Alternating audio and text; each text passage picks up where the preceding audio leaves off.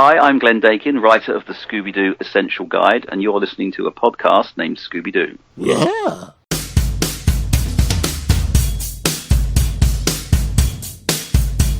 The gang's all here, they're on the case, and there's no ghost that they wouldn't face, 'cause they dig it, Scooby-Doo. Yeah, they dig it, Scooby-Doo.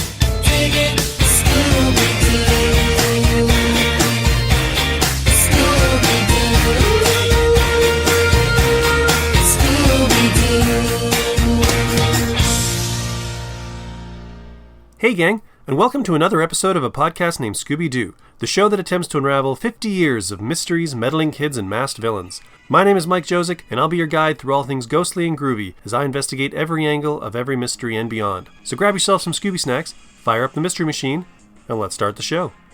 Here's something else. A razor-sharp lethal weapon. Looks like we have a mystery to solve here down on the farm. We are back. We are back with another episode of the podcast. We are back with part 2 of my conversation with What's New Scooby-Doo writer Jordana Arkin. Now, if you were here for the last episode, you pretty much know what you're in for. It's a continuation of the discussion that we started back in part 1. And if you're starting with this episode, I would probably recommend that you go back and check out part 1 before starting with this one. I mean, you don't really have to, but Jordana wrote 2 episodes for the series. She wrote The Vampire Strikes Back and Farmed and Dangerous. Pretty much all of the Vampire Strikes Back conversation is on part 1, and Farmed and Dangerous is kind of covered in part 2. And then there's just kind of stuff scattered between the two that's, I don't know. I don't understand why anybody would listen to one part and not the other, so that's not for me to decide. You got to live your life the way you want to live your life. But just before we get to the actual conversation, I did have a little bit of housekeeping that I wanted to deal with. I wanted to let you guys know that despite there not being a lot of activity on the blog, aptly titled A Blog Named Scooby-Doo, basically the companion piece to the podcast over on WordPress, scoobydoocast.wordpress.com, I've started a new feature there. I've launched a new series of short interviews called the Apocalypse Variations. And the whole idea behind that is Scooby Apocalypse is gone but not forgotten. It ran for 3 years, and every issue had both the regular cover and a variant cover. And it occurred to me, some of those covers are actually really cool covers, and I did personally prefer the variants myself more often than not. And some really great, amazing artists contributed to those covers. But if you only did like one cover for one comic book, might not be enough grounds to kind of sit down and have an actual conversation. So I came up with this idea to come up with a handful of questions. It's like 10 or 12 questions that I'm kind of going to ask everyone that I approach and everyone who agrees to participate. And everybody's going to answer in their own way because they did their own covers and they all had different subjects and they all have different subject matter, and everyone's going to have their own perspective on everything. But I thought it was a great way to generate content for the blog. I thought it was a great way to spend some more time with Scooby Apocalypse. And I thought it was a great way to talk to more people. And it also feeds my continuing fascination with the DC Hanna-Barbera books. So there's that. There is actually another reason, which I'm not going to get into just yet.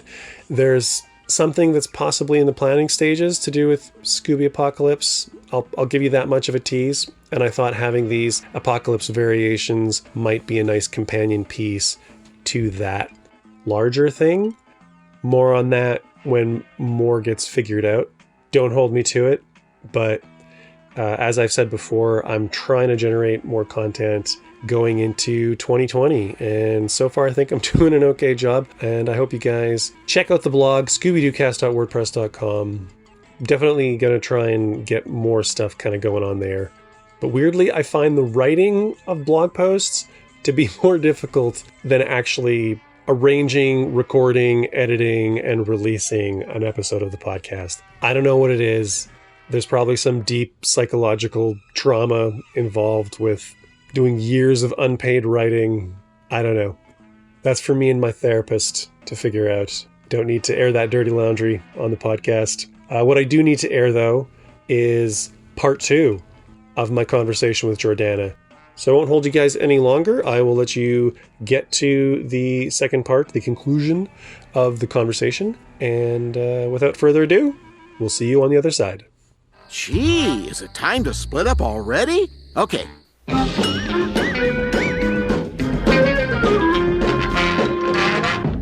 Talking about Daphne kind of segues me into something that I want to talk about, particularly about this version of the show.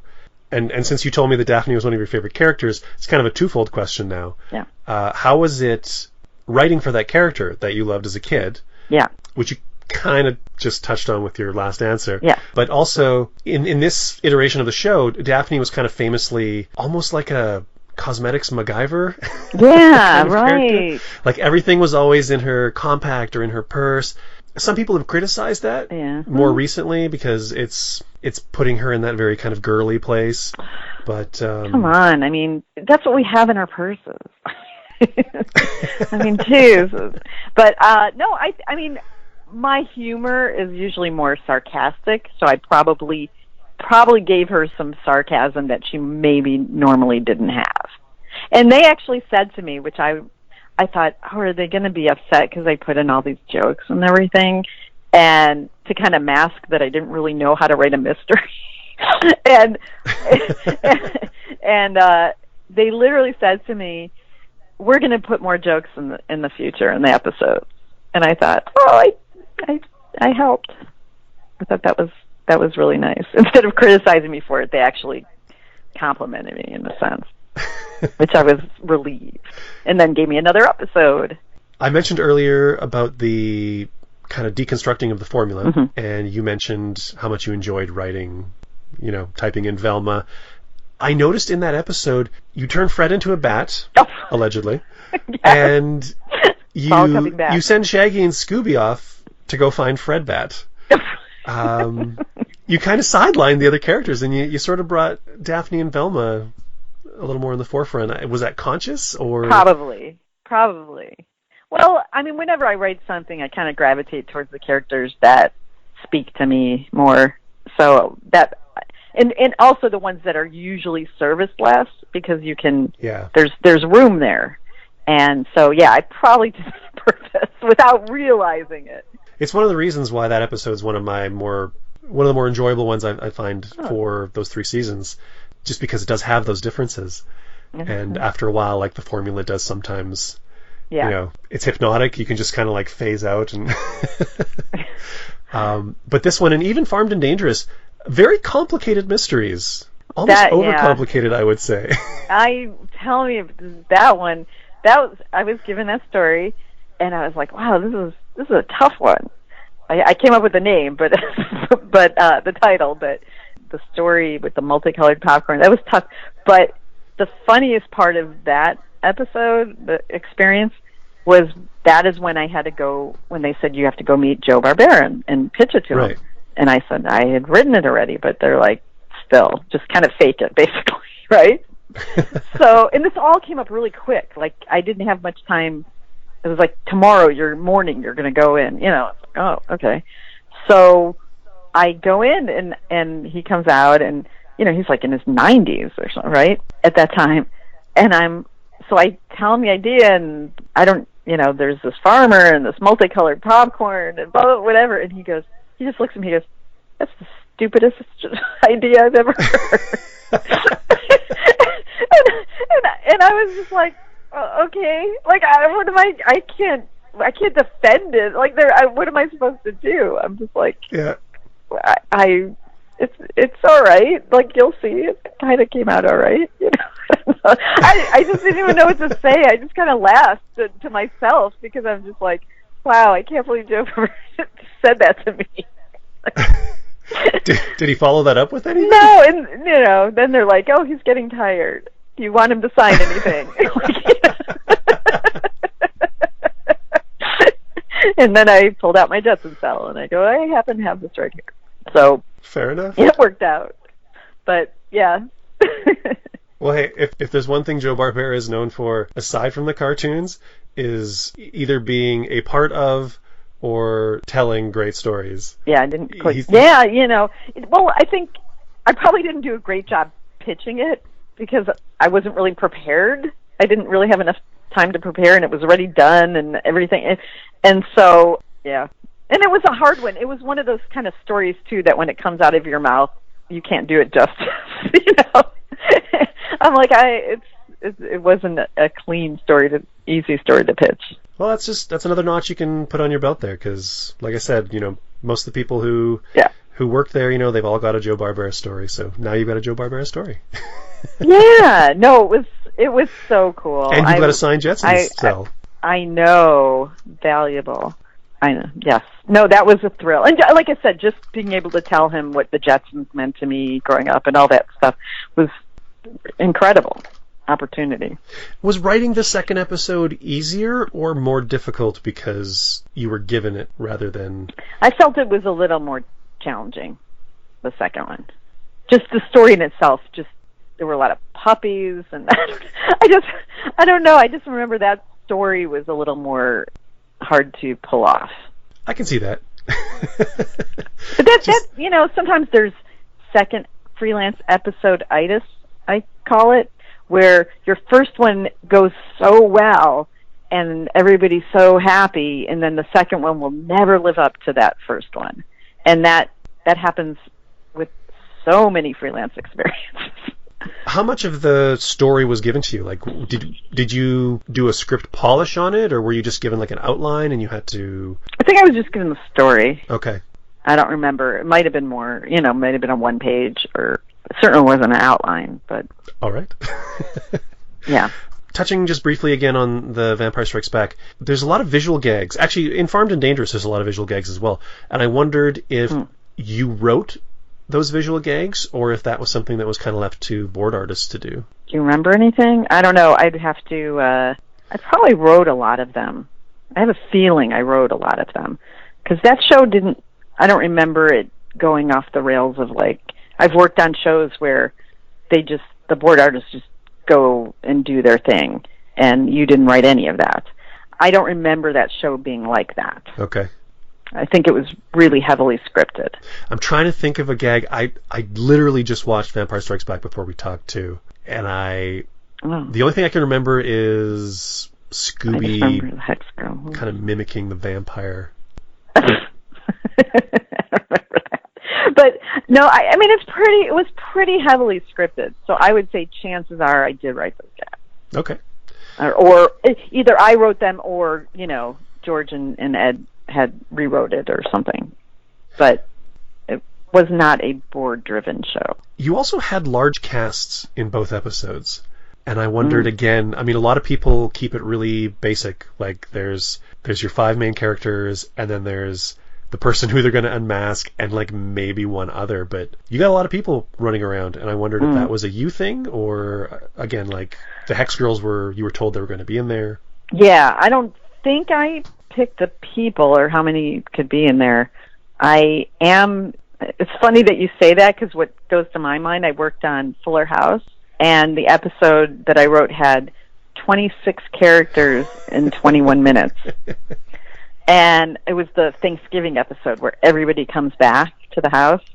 And I had to create a whole family for Joey and, this whole thing. And I was like, I wanted that episode because I love a lot of characters. So maybe, I can't say for sure that it wasn't my influence, but I don't believe so. 2 things you might not remember. One is from Farmed and Dangerous, one is from Vampire Strikes Back. The character of Owen DeCastle. Owen DeCastle. Who looks pretty much identical to Vincent Van Gogh, but speaks completely differently than Vincent Price. And I wondered if that had anything to do with the script, or if that was something that came later in the process. No, I don't know. That would have been their thing. That wouldn't have been my thing. I remember Ed, the name Fortescue or whatever. He knew somebody with the last name Fortescue. Yeah, Fortescue was the twins that were being the vampires to get the castle that back. Was Ed. I just, for some reason, I remember that was someone he knew, because I was like, what a weird name.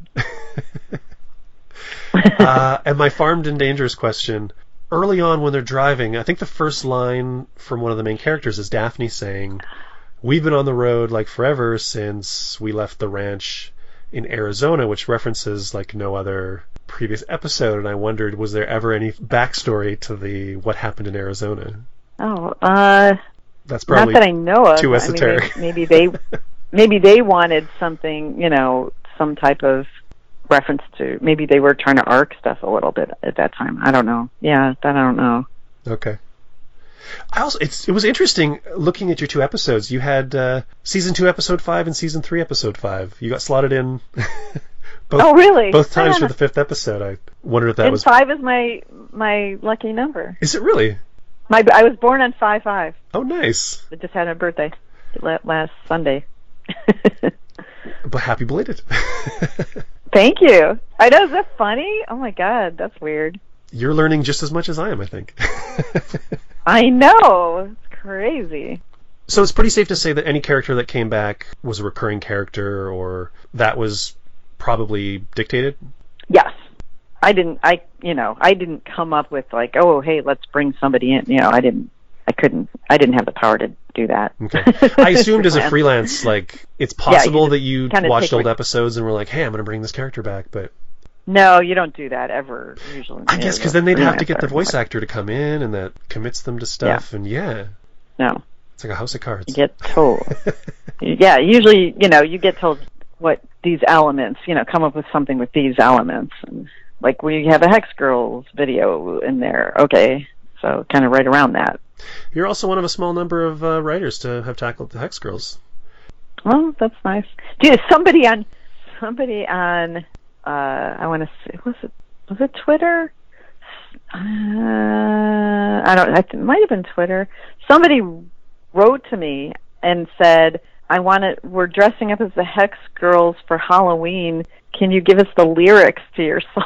But I didn't see it till way later because I wasn't going on at the time as much, and so I didn't see it. I was like, "Oh, I'm really sorry," and I don't know them. I can't to that degree, But I thought that was really funny. Yeah, do you have the lyrics for Petrified Bride? Well, they could have just put I guess they would have had to find the DVD, but it is there in the captions. Oh yeah, right. And plus, you might even be able to, you might be able to Google it. Who knows at this point? But, that's true. Yeah, I didn't know them. I just knew the lines that I wrote because I didn't write the whole thing. I wrote most of it, but I didn't write the whole thing. Oh, okay. Yeah, like the extended version or whatever. Yeah, I just wrote like what was in the show. I think a lot of people who aren't in the know, like they see a name in the credits written by, whether it's story or if it's a song or whatever, and they don't realize, how much of a hand the story editor might have had in it, or, how many hands it's kind of passed through. And well, it was just me. It was most of my stuff, and then the guy who wrote the rest of the lyrics and the music. Okay. They didn't change. The story. They didn't change anything. Okay. Yeah, on the song. Just they added jokes to the script. No, I mean they probably rewrote some of the scripts for sure. I mean that's what their job is, to change, whatever I did that didn't work, right, and take a pass at everything. But some of them, fair amount survived. Let's put it that way. Fair enough. I've heard stories where like some story editors do like almost page 1 rewrites on certain scripts, but of course their name never appears on the writing credit. Right, and I've been that person on the other side. Yeah. So just because sometimes it just didn't click or the story changed. It's not necessarily anybody's fault. Just things that happen internally. Once the freelancer turns it in, you get notes from the studio network, and they want things changed, and you just do it. Right. Like you're not going to bounce it back to the writer, and necessarily you just do it. So you got 2 episodes of Scooby-Doo. You move on. You've done more live action. You've done more animation. You've done video games. What are you working on right now? Right now, I've been working for Nickelodeon for the last couple of years. So I've had pilots, live action pilots, and I have an animation pilot there right now. And I just wrote an animated show, a script for DreamWorks, and meeting on sitcoms. I'm still doing the same kind of thing that I always do. Do you like not being locked down in kind of like one show? You like having different scripts, different sandboxes to play in? Yeah. Or? I don't know. I mean, I just sort of, I'm fortunate. I feel very fortunate that because I've done such a variety of work, I get calls for different things all the time. So if it sounds interesting, I do it. If I'm not working and I can afford to do it, the time, I do it. I just recently wrote a Creepshow episode for AMC streaming. Oh, nice. Yeah. I mean, I'm not sure if they're going to make it. They literally said it was too funny. So that little trick I did for Scooby-Doo by not knowing how to write a mystery, writing a horror genre, I tried to cover that. I'm not sure I pulled that off this time, but we'll see. It's still pending, but I do whatever based on relationships. I wrote a show. I worked on a show I consulted on a show called The Curious Creations of Christine McConnell for Netflix. That was on, where she's sort of a cooking and crafts expert. She's sort of like Martha Stewart, but she looks like Morticia Addams. Well, no, she looks like Martha Stewart. She acts like Morticia Addams. That's what it is. So she, looks like a 50s housewife kind of thing, but she is into creepy stuff. I think so. Yes, that I show saw that on the menu. You've seen that? Yeah, I haven't watched that. Yeah, I worked on that. They spell my name wrong, but the credits. But I did work on that. So that was completely different. It was for Henson. It was puppets, creepy puppets. So when my friend called me to say, "Are you interested in working on this?" I was like, "Wow, that's something I've never done." Kind of this weird how-to puppet thing. As long as there's comedy in it, I'm happy to try it. So I've done web series. I've done, like I said, video games, a mobile game, everything, whatever they want, and it's fun. It's fun. I mean, who wouldn't want to get on a 11-year run of Friends or something? That obviously would have been nice, probably, but that's just not how my career worked out, and that's okay, as long as I've had fun. And that's the important thing. And as long as it keeps going. Yeah. Yeah, and I feel like I've made people happy. People write me sometimes who watch my stuff, and I created a show on Netflix called Project MC Squared. Yeah. And that did well. And I wrote that as a movie, technically. So that was different. I never wrote a movie before. So the first movie I wrote got made, and I was on set and I'm watching it, and that was really fun. And then got turned into a series. Danica McKellar's so in that you never too, right? know. Who? Danica McKellar's in that? Danica. Yep. Yeah. So I wrote for her. Yeah, I told her, I wrote for you on my first show, and here you are. And I created that character and everything for her, I didn't know they told me she was probably going to play it, but that character wasn't even a thought till later. So, yeah, a lot of different stuff. Still going, too. Yeah, there's a second season coming, right?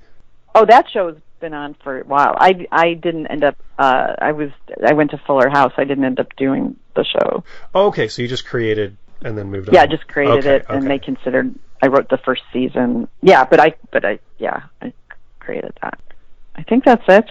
Okay. I mean, nothing to promote per se. I mean, hopefully my show at Nickelodeon will go, and then I would have something to promote. Right. But now I'm not allowed to talk about it. So do you have a development deal at Nickelodeon, or? I don't have. I mean, I have a project in development. It's in the pilot stage, like being in the animatic stage. Okay, but there's no overall deal for no. X amount of okay. Yeah. Okay. No. I just been working for them. Do you? I haven't seen a lot of interviews with you online. Do you not do this very often? No. I haven't done podcasts or interviews.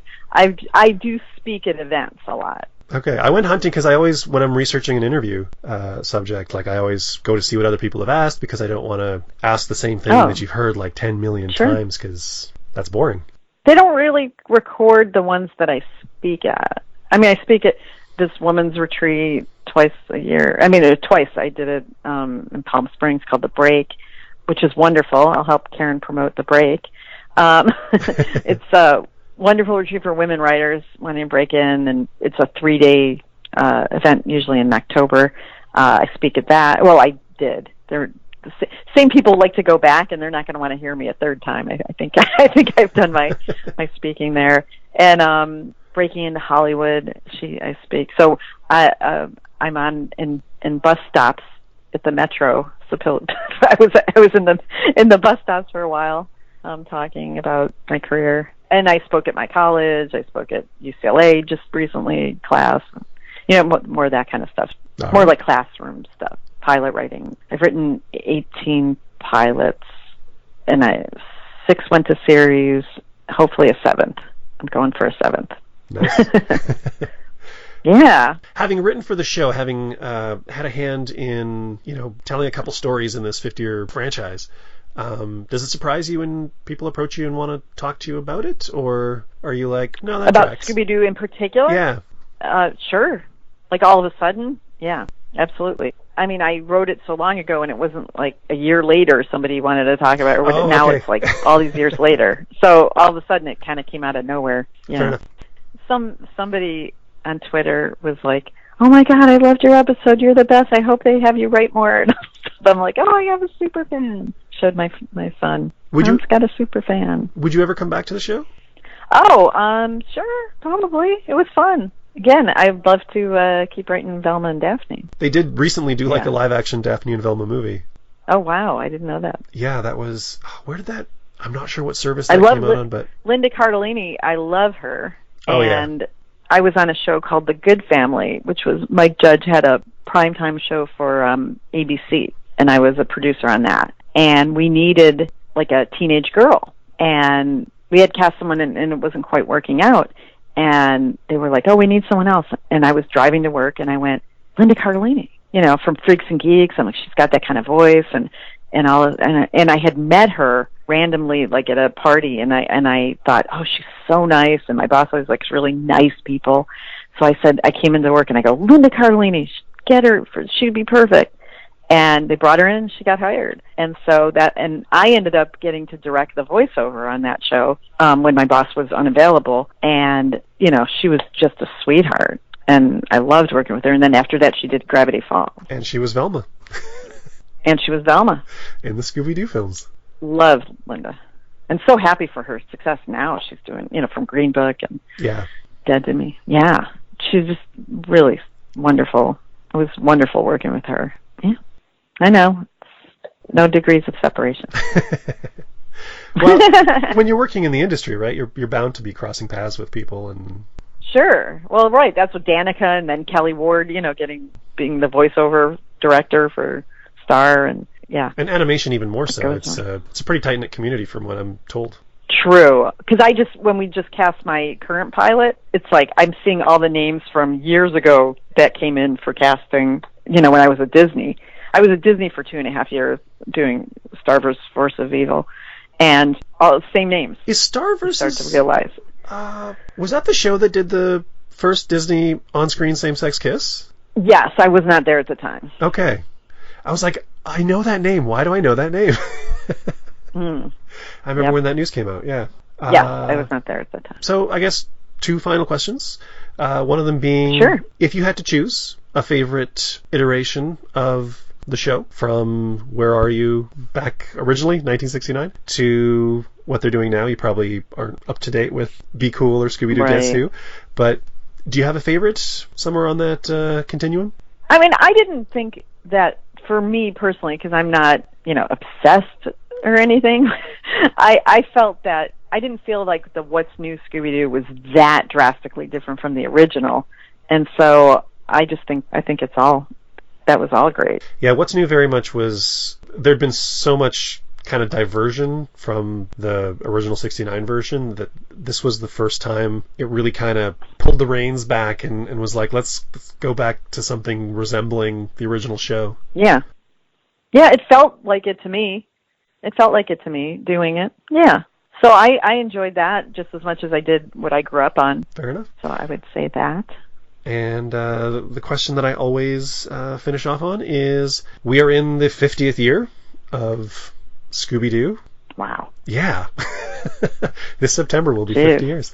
Some people begrudge the fact that this show still continues on, and some people are not at all surprised. But everybody has differing opinions on why it has survived for so long. And I'm curious if you might have an opinion on the secret to its longevity.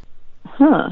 Well, I mean, I think you have, anytime, like even like The Simpsons, whatever, when you have kind of these great classic characters that don't age, that can go on, the dynamics and everything, and you can just continue to come up with fun stories, and people get attached to them, and they can go forever. They're grounded. They're real. They're like people. That somebody kind of like them, and you feel, and then there's that nostalgia to it. There is it sounds almost negative to say it, but there is such a basicness to the concept. Yeah. That I feel it's like indestructible. Yeah, it's just, as long as you've got... And kids will like it. It's almost, like, I joke that sitcom Friends, is so huge with the next generation. Like my son and his friends, they love that show. They've seen every episode. And you thought, all it is a group of friends in a department, but going in a way. And it's like, but it's the characters and their relationships and everything, they could have gone on forever. They really never needed to end that show. They could have gone on forever. And it's sort of that same thing. I think people gravitate towards those certain characters and the relationships, and every generation picks up on it, and then they start watching it. And then people have their kids watch it, and it just goes on and on. Is there like a Friends resurgence among the youths? It's unbelievable. Really? Oh, yeah. They love it. Interesting. Because everybody wishes, especially now because of social media and everything, social interaction you don't usually have a group of friends like that anymore. That's true. That's very true. Yeah. So they really look at that as like, wow, that must be cool. Interesting.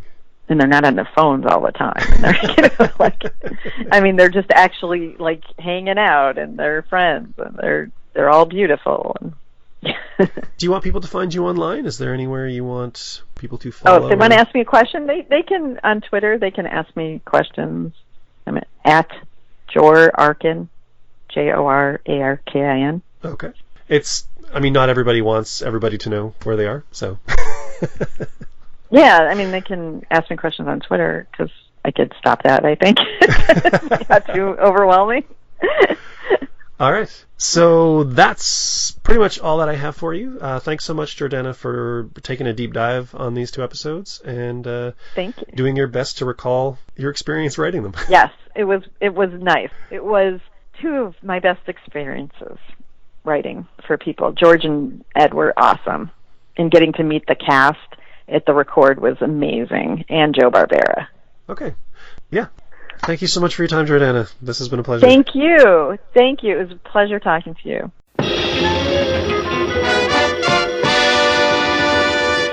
So there you have it. That concludes my conversation with What's New Scooby-Doo writer Jordana Arkin. I want to thank Jordana once again for taking the time to come on the show and talk about her experiences writing for the franchise. It was really great getting an opportunity to talk to somebody who worked on What's New Scooby-Doo. It's one of the shows that I hadn't previously spoken to anybody about, and it was one of those shows that, essentially one of those reboot shows. It was one of those shows that kind of brought it back to TV. Zombie Island was kind of the bringing Scooby-Doo back to a contemporary audience. Then you had the live-action films, but What's New was Scooby-Doo back on TV, and very much kind of in the vein of that original Where Are You sort of vibe. I had a great time talking with Jordana. And if you're curious to know what else she is up to, there's a ton of stuff that you can go find. She's written for a bunch of live action shows. She's writing for Fuller House. She was writing for Will and Grace. She worked on Star versus the Forces of Evil over at Disney. And currently, Jordana tells me that she's working on a Disney Channel live action series called Raven's Home as a co-executive producer. She says she's loving it, and she's working with some great supportive people. So check that out if you have a chance. We also talked about a number of shows during the conversation, the names of which escape me at the moment, but feel free to hunt those down as well. And when you do that, you can let Jordana know what you thought of those things that you went and watched. Hit her up on Twitter. Her handle there is at JORARKIN. at Jordana Arkin. Hit her up there and let her know you're digging what she's doing. If you want to let me know that you're digging what I'm doing, I'm on all the social medias. You can hit me up on Facebook, on Instagram, on Twitter. I'm either a podcast named Scooby-Doo or at Scooby-Doo-cast. Feel free to leave any comments, criticisms, recipes, whatever you've got cooking in your head. And I'll just take one more opportunity to strongly encourage you to check out the blog, scoobydoocast.wordpress.com, where I've just debuted the Apocalypse Variations, where I'm talking to cover artists for the Scooby Apocalypse series. The main focus is the variant covers, but I have also started talking to some people who've done the regular cover. So I think as it goes along, it's just going to be people who worked on covers for the series. Anyways, Joelle Jones is the debut Spotlight featured creator. Joelle, one of my favorite creatives in the comic book community. She's currently working on Catwoman for DC Comics, and she is also known for Lady Killer from Dark Horse Comics. I first came across her work reading 12 Reasons Why I Love Her, which was published by Oni Press and written by Jamie Rich. And she did a great Supergirl series with Mariko Tamaki, the title of which is kind of escaping me right now, but I think it's Supergirl Being Super. Anyway, she's a great talent, great personality, and got a little short interview with her about her cover. She did the Daphne variant for Scooby Apocalypse #1. First installment of the feature, spotlighting one of the first issue, debut issue covers. It's Kismet. Anyways, like I said, go check that out, scoobydoocast.wordpress.com. Hoping to roll one of those out every month, and you'll obviously hear about it here on the show, and you'll see it on Twitter and all that junk. So thank you guys. Thank you so much for checking out the show as always. Be sure to come back for our next episode. I have 2 episodes coming out. One of them is a trailer response episode for the Scoob trailer that just came out. It's going to feature myself, Nick Robes from What's With You Scooby-Doo, and Billy Seguire from Scooby-Doo's or Scooby-Don'ts, the usual suspects. And we sit down and talk about the Scoob trailer, give some thoughts and opinions about it. And I've also got an episode coming out which is a review of Return to Zombie Island, which is kind of overdue, but I'm really happy to be getting that out there. And now I think this is officially the longest outro I've ever done for the show, so let's cut it there. Again, thank you guys for listening. Thank you for downloading. Like, follow, share, subscribe to all the social medias. Word of mouth is awesome. Spread the word if you love the show. And until next time, remember, Okay, there's absolutely nothing to panic about. Balladeer whose name is Kyle! Kyle! The hovering balladeer! Kyle! Everybody cheer! This is how we solve the mystery. This is how we solve the mystery.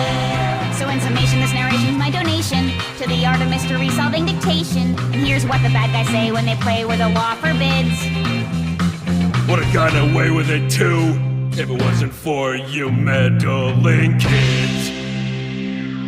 This is how we solve the mystery.